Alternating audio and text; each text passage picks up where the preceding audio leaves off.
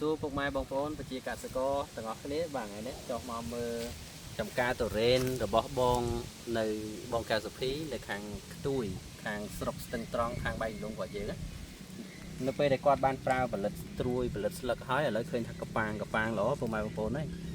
3 4ស្លឹកហ្នឹងឡើងស្អាតហ្មងចិត្តចូលដល់វគ្គបិទត្រួយហីប្រើជាមួយនឹងជីរបស់យើងបាទ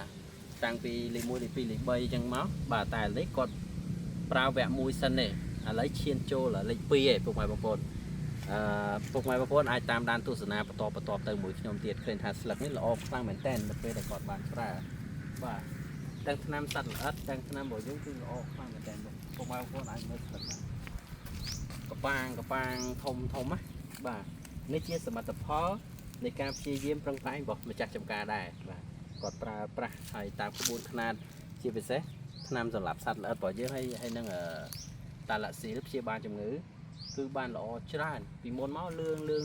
គ្រប់ដើមសឹងតែគេហៅថាសត្វវាយលុកជំងឺវាយលុកតែឥឡូវអូខេពុកម៉ែបងប្អូនអាចទទួលយកបានបាទជើងទស្សនានេះល្អបន្លាញ់ហ្មងណាចង់ប៉ុនបាត់ដៃធំល្អមានកម្លាំងដូចដើមនេះអីចឹងខ្ញុំមានប៉ុណ្ណឹងបាទចំណែកខ្ញុំប៉ុនប៉ុណ្ណាសូមអរគុណជំរាបលា